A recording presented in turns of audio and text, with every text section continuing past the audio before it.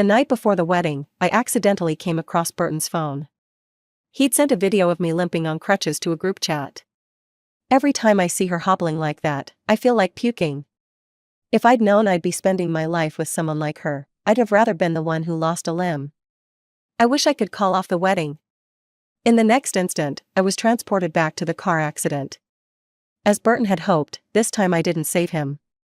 Instead, he ended up with a broken leg and lost his sight. While Burton was showering, his phone buzzed non-stop. The moment I picked it up, a message flashed on the screen. Just go out drinking, get totally smashed, and the wedding won't even happen tomorrow. Or just disappear for a month.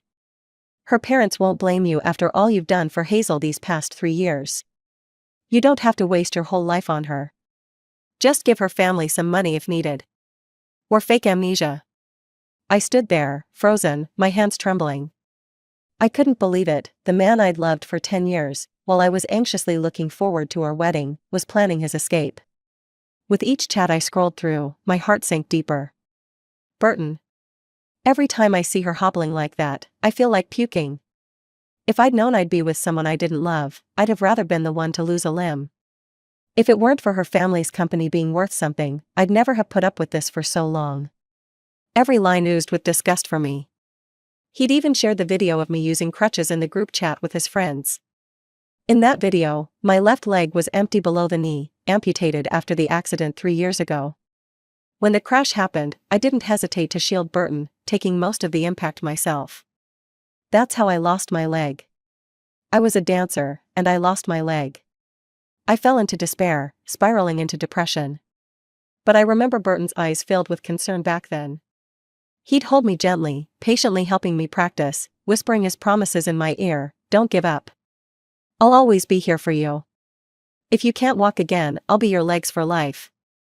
Yet the chat messages felt like a slap across the face. The videos he'd taken to encourage me had become their jokes behind my back. The sight of me trying to walk was pure comedy in his eyes. As I was struggling to hold back tears, Burton came in. "Hazel, what's wrong?"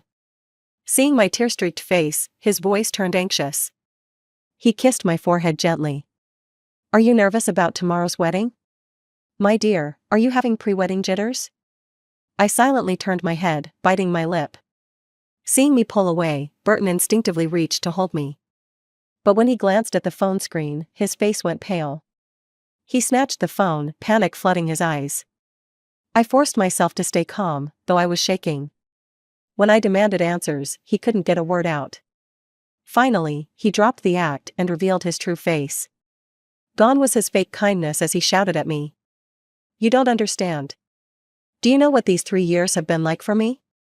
At every gathering, others bring their beautiful girlfriends, but me, I'm always the one with no one. People talk behind my back because my girlfriend's a cripple. I want to enjoy life like a normal person too." Each word from Burton was like a dagger, stabbing deeper, wounding me to the core. The look in his eyes was filled with pity and contempt. It was as if the affection he'd shown me was nothing but charity. "If I could, I'd wish you'd never saved me." My nails dug into my palms, trying to mask the pain. A burning numbness clouded my mind, my ears ringing, everything fading into silence. The next second, my surroundings changed. It wasn't the apartment Burton and I had shared for 3 years. I was back in the car, in the back seat, on the day we returned to college for our graduation certificates. A loud crash echoed. A car turning left collided with a speeding tanker. Our car was rear-ended, slamming my back into the seat. But this time, as Burton had wished, I didn't leap forward to protect him. In my last moment before losing consciousness, I saw Burton trapped in his seat. I had a long dream. In my dream, I had a prosthetic leg. I walked in a white wedding dress, up the aisle, waiting for my prince. But in the next second, the screen that should have shown my memories with Burton instead played my darkest moments, when I'd been crying and breaking down. People pointed and whispered as my groom took another woman's hand. He smiled and said, "Hazel, I'm sorry, but I can't spend my life with someone I don't love. I can give you money, but I can't keep taking care of you. The only one I've ever loved is Rosalie." I was left alone at the altar, with everyone watching me with pity. I felt like a clown abandoned by the world, filled with a hatred I'd never known before. Stumbling like a madwoman, the scene shifted, and I was on the rooftop of the hotel. My white dress billowed in the wind, like a butterfly spreading its wings. The only sound I heard was my mother's desperate scream. When I woke up in the hospital, Burton was in the emergency room. For a moment, I was stunned, unable to believe I'd really come back. I'd thought it was only a dream. But I pinched the flesh on my left leg, and the pain was real. A rush of joy filled me, and I burst into tears. My mother hugged me, her warm tears soaking into my clothes. "Hazel, you nearly scared me to death." I could hear her voice tremble, a relief after a brush with tragedy. But it's a shame about Burton. I remembered how my mother had held back tears at my wedding in the previous life, how she'd held back amidst the chaos and sobbing at the ceremony. Everything felt like a lifetime ago. How lucky I was to get a second chance. Ignoring the pain, I limped to the emergency room's door, where I heard his family's desperate cries. "No. He can't lose his leg. Burton's too proud, how will he handle this?" It was his mother's voice, sobbing uncontrollably. But no matter how much his family pleaded, the doctor shook his head. "His bone is shattered, and there's a blood clot in his brain. If we don't operate now, we might miss the best chance to save him." In the end, Burton lost his leg. But he fared worse than I had. His left leg was amputated from the hip. And the doctor warned that due to the blood clot, he might lose his sight too. For the next 2 days, I often visited Burton. The man in the hospital bed was pale and motionless, no longer the proud, arrogant Burton I once knew. I sat silently by his bedside, determined to be there when he woke up, ignoring my own injuries. To others, it must have seemed like I was deeply in love with him. Even his mother urged me to go home and rest. I shook my head stubbornly, squeezing out a few tears. "I'm fine. I want to be here when he wakes up. I don't want him to be sad." But really, I just wanted to see him wake up, to finally tell him myself, "You look utterly disgusting as a cripple." The golden boy of his family, what would he think, now that he'd lost his leg and possibly his sight? Finally, on the 5th day, Burton woke up. As soon as I walked in, I saw the chaos all over the floor. It was certainly Burton's doing. A caregiver was cleaning up the broken pieces on the ground. Burton's mother looked worried, her eyes red and swollen as if she had just cried. Although Burton had just woken up and was weak, he still had the strength to get angry. It seemed he hadn't completely broken down yet. I had underestimated him. Burton lay dazed on the bed, his eyes empty, like a lifeless doll. Just as the doctor had said, Burton had lost his sight due to the pressure from a blood clot in his brain. But it was only temporary. Once his condition stabilized and the clot was removed, he'd be able to see again. Burton's mother pointed to his leg, then shook her head at me. It dawned on me that Burton had no idea he'd lost his leg. But there was no way I would grant him the chance to know. Of course, I pretended not to notice. I walked quickly to Burton's side and held his hand tightly, crying uncontrollably. "Burton. Stay strong. We can still get a prosthetic leg and do everything we love, like horse riding and racing." I knew Burton would break down, but I didn't expect him to lose it so intensely. He suddenly gripped my hand tightly, his voice strained. "What did you say? Say that again." I was taken aback, but I couldn't break free. Holding back the pain in my hand, I continued to comfort him. "Burton, if you want to cry, just let it out. I'll stay with you through everything." Burton, like a madman, tore out the needle from his hand and struggled to reach for his leg. But his hand met empty space. He froze for a moment, then his whole body began to shake. He roared, pounding hard on his right leg, the veins bulging in his hand. Burton's mother rushed forward, crying, to stop him, but he pushed her away with one strong swing. The room fell silent except for his anguished scream, "Get out! All of you, get out!" After a long while, Burton seemed to tire. He released his hand, his expression despairing, his voice choked, like a trapped animal. I stood to the side, sneering through my tears. But I wasn't grieving for Burton. It was as if I were seeing myself in the past. In my previous life, when I first learned that I'd lost a leg, I'd felt the same kind of despair. I had trained in ballet for 18 years. Even my teacher said I was born to be the brightest star on stage. But then, I lost my leg, and my dreams were shattered. I will never forget those darkest days. I locked myself in my room all day, refusing to see anyone, just wanting to hide in a corner where no one could find me. Everything touched my raw nerves. I couldn't help but self-harm, even thought about ending it all. It was Burton who broke down the locked door and carried me out of the pool of blood. He held me close, gently kissing my cheek, saying, "Hazel, I'm so sorry. I failed to protect you. If you need to blame someone, blame me, but please don't hurt yourself." Burton convinced my parents to let me stay at his apartment, promising them he'd take care of me for life. But in the end, it was all just a scheme. After our engagement, Burton used my family's company resources to expand his business empire rapidly, overtaking my family's company in just 3 short years. He even sabotaged our company in a land bid, both overtly and covertly suppressing us. I remember my mother hinting about it a few times. But back then, I depended on Burton too much to notice what he was plotting.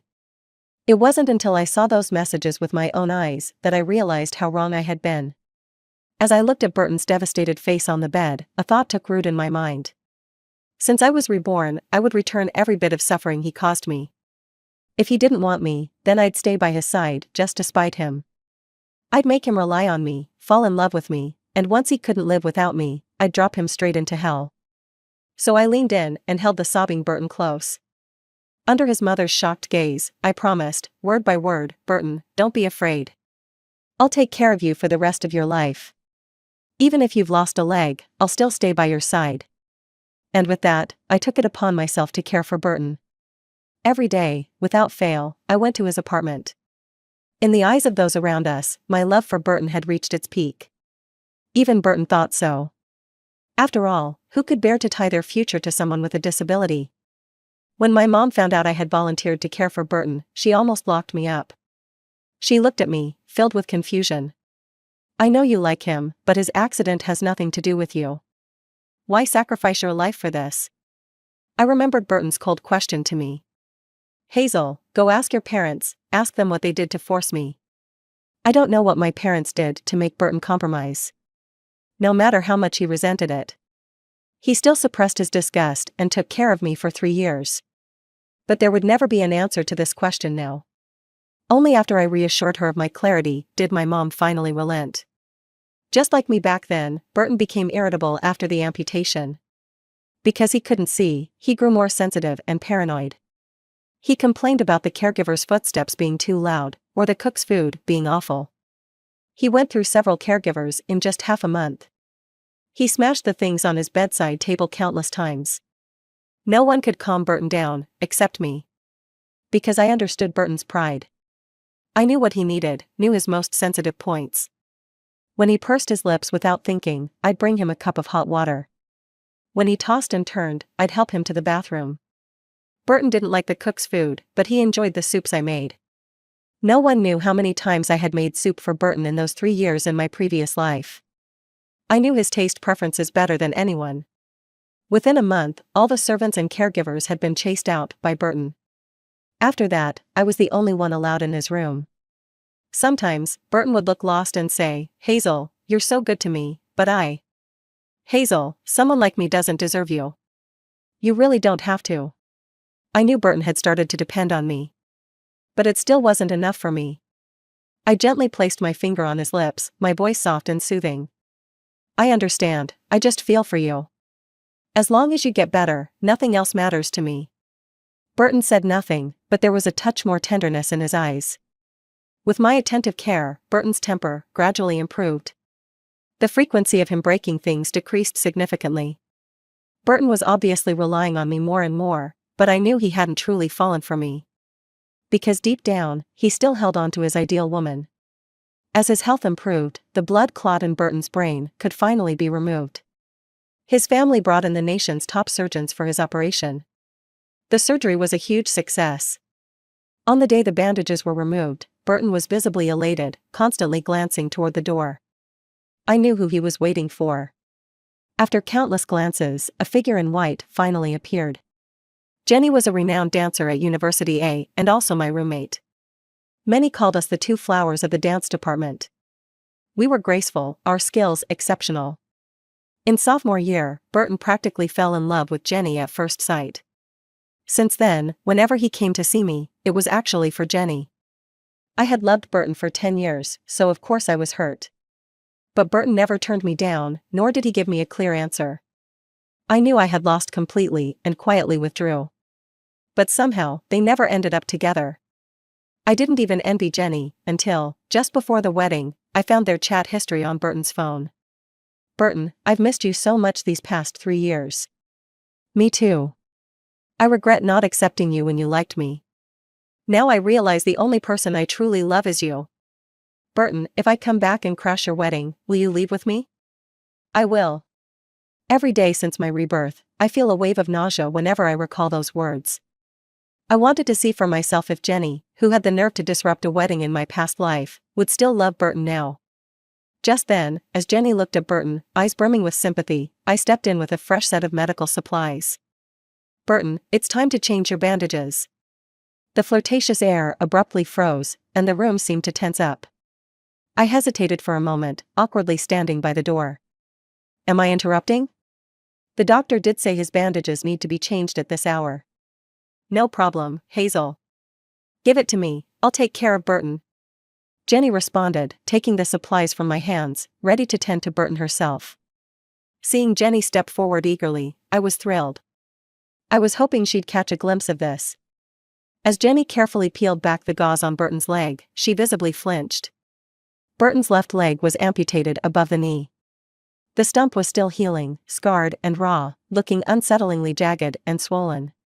With a loud clang, the bottle Jenny held slipped from her hands and shattered on the floor. She stumbled backward half a step, her face frozen in a look of horror. The tension in the room spiked again, so quiet that we could each hear the others breathing. "Burton. I'm so sorry, Jenny stammered, her voice shaking. "I didn't mean to." Hurt and disappointment clouded Burton's gaze. "I'll leave you two to talk," I said, slipping out of the room, uninterested in their drama. From outside, I could hear Burton's raspy voice questioning her. "Are you really that afraid of me? Am I that terrifying to you?" "Burton. I swear I didn't mean to," Jenny replied, her words trembling, on the verge of tears. Not long after, I heard the sound of something being thrown. I smirked. Burton's anger had flared up again. But aside from smashing things, he seemed incapable of much else. Then came his furious yell. "Get out. Get as far away as possible, and don't ever come back. I don't want to see you again." Jenny ran out of the room, sobbing, giving me a hard glare as she passed, but not sparing me another look. The flowers she'd brought Burton came flying out the door, barely missing my face. I smiled slightly to myself. So much for true love, it falls apart in the face of hardship. Because of Jenny's reaction, Burton's already fragile mood crumbled further. His fits of anger grew worse, smashing things, and even lashing out verbally. One day, when he threw his phone yet again, I saw the faintest hint of impatience on his mother's face. And who could blame her? The Shin family didn't only have Burton as a son. His father had only visited him once since the accident, clearly having written him off. His mother, meanwhile, was constantly stressed, dealing with outside affairs, company matters, and Burton's unpredictable outbursts. Even she stopped coming to see him daily, now only visiting every few days. Burton must have noticed her change, because his fits of rage only became more frequent. Whenever he was in one of these fits, I would quietly stand behind the door, watching. He refused to let anyone near, so the servants wouldn't dare approach. When he yelled for water, I pretended not to hear. Once he'd shouted himself hoarse, boiling with anger, I'd slip in and say softly, "Burton, I'm sorry. I was cooking soup and didn't hear you call for me. I'll be faster next time. Please don't be angry, it's bad for your health." In his rage, he would glare at me, and I'd turn away, wiping away a tear as if wounded. "If you truly hate me that much, I can leave." Panic flickered across Burton's face, and he clutched my hand, suddenly vulnerable and desperate. "Hazel, don't go. You're all I have left." And just like that, time passed, and I knew, Burton was now completely reliant on me. As Burton's health gradually improved, I achieved my goal of being accepted into the City Ballet Company. After 3 years, I finally stood on the familiar stage once again, overwhelmed with emotion. To the rhythm of the music, I pointed my toes, extended my shoulders, and danced like a butterfly in flight. Raising my arms, I felt like I could reach out and touch the stars. Each jump, each spin filled me with an endless surge of energy. Thanks to my performance, the director nominated me for a ballet competition. To practice, I visited Burton's apartment less frequently. The housekeeper called me several times before I finally made time to go. The moment I stepped inside, she sighed with relief. "Miss Hazel, thank goodness you're here. He's been having another tantrum, and we just can't calm him down." The instant I entered, Burton's expression hardened. His first words were accusatory. "What have you been so busy with? Why haven't you come to see me?" I raised an eyebrow. The proud Burton was just as helpless as ever. I flashed him a smile and happily said, "Before graduation, I applied to the City Ballet Company. I got in, and the director even nominated me for the competition." Ignoring his deepening scowl, I continued with excitement. "That's enough," he snapped, his tone cutting. Feigning surprise, I covered my mouth, as if I'd let something slip.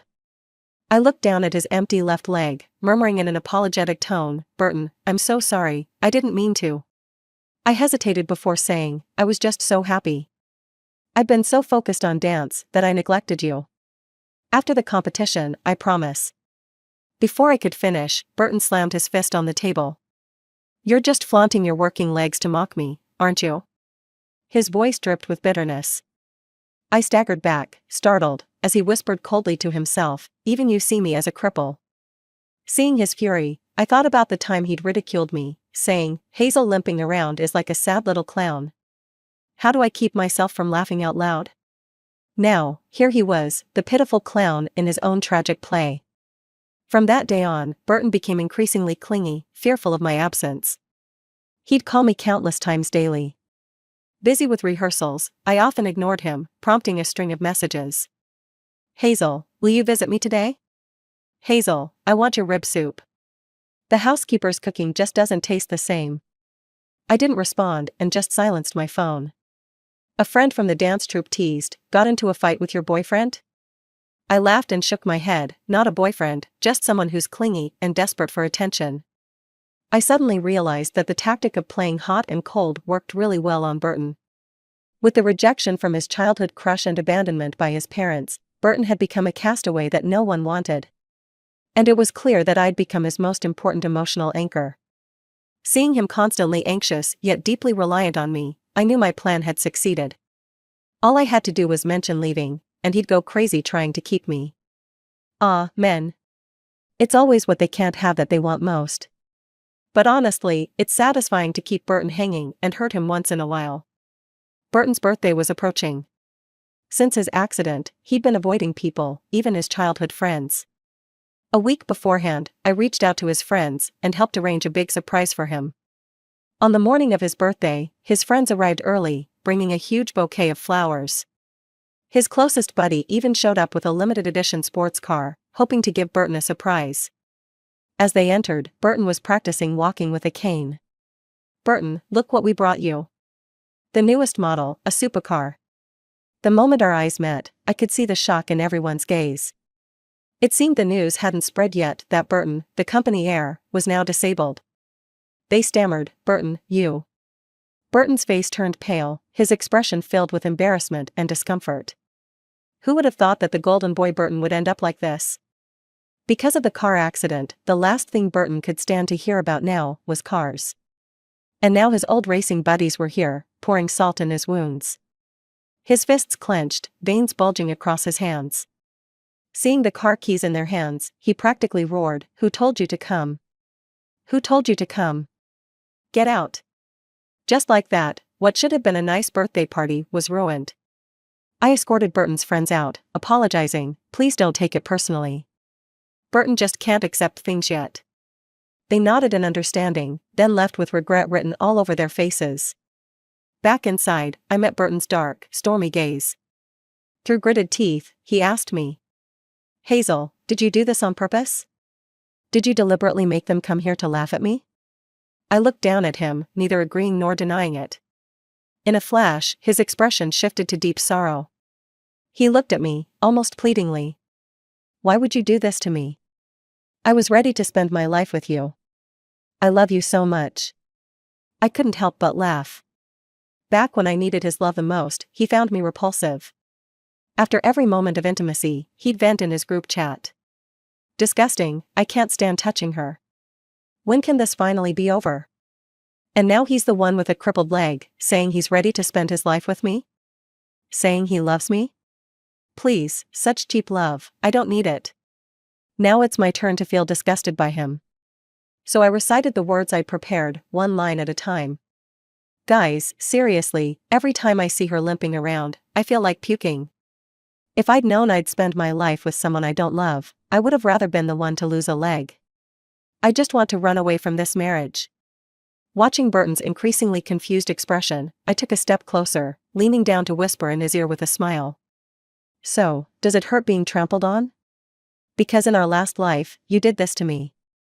How could you, a cripple, expect me to be devoted to you? Burton seemed to recall something, clutching his head in agony.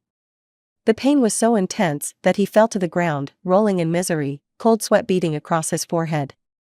I looked on, indifferent, feeling a deep satisfaction. No one knew how many nightmares I'd endured since coming back. In those dreams, Burton pretended to love me deeply, only to cruelly push me into darkness behind my back.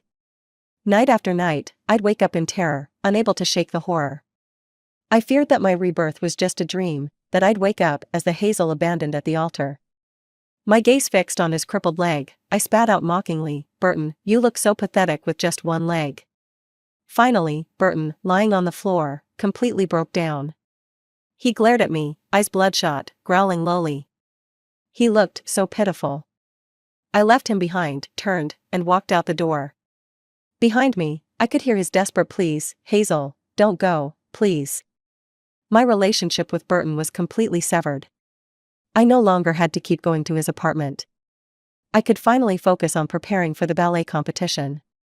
A few days later, news spread throughout our circle that Burton was now disabled. His mother did call a few times, each time pleading for me to visit Burton. I refused, but Burton's mother wouldn't give up.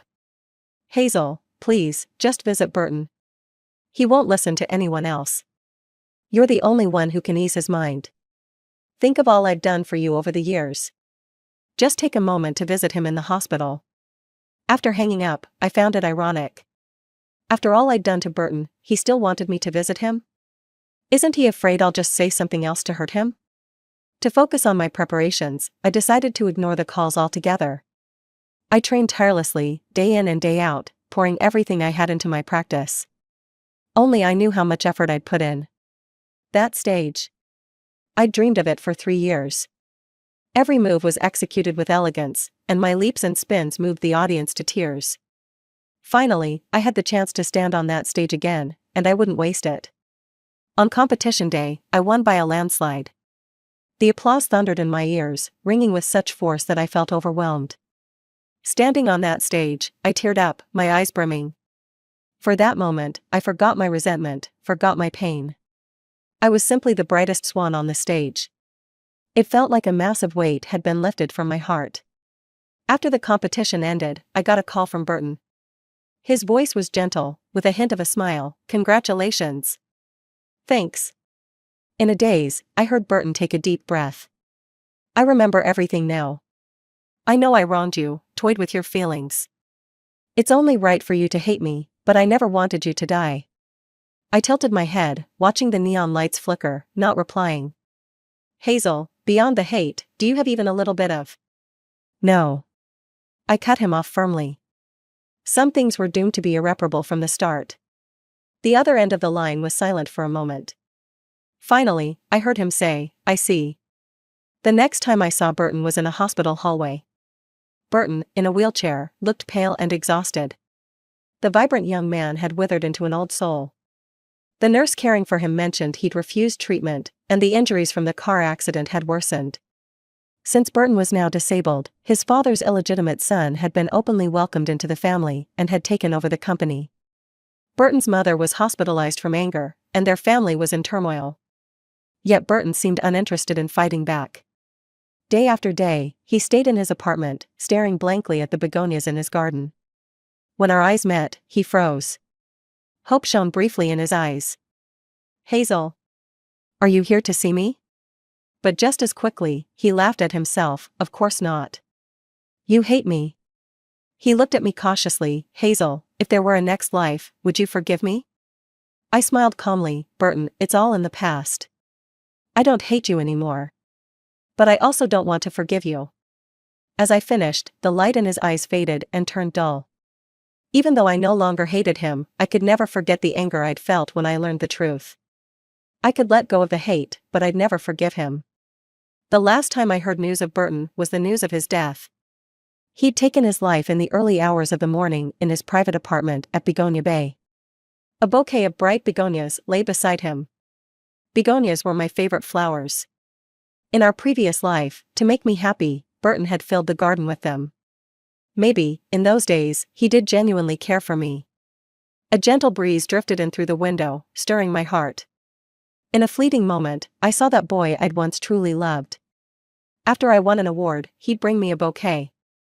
We'd celebrate all night with food and fun. When I struggled with grades, he'd pull me into the library for tutoring. When he was so mad that he couldn't even speak, he would helplessly but lovingly tap my forehead. I would also push through the crowd, foolishly hugging his backpack, just to watch him play basketball. Then, as the sunset bathed the sky in its last glow, we would ride our bikes home together. Back then, I thought we'd be like that forever. But I didn't know how cruel reality could be, leaving us shattered. It wasn't until much later that I learned the meaning of the crabapple flower. A bitter longing, a hopeless love. Just like what I had with Burton. When I loved him, he couldn't care less. By the time he finally turned around, I no longer wanted to look back. End.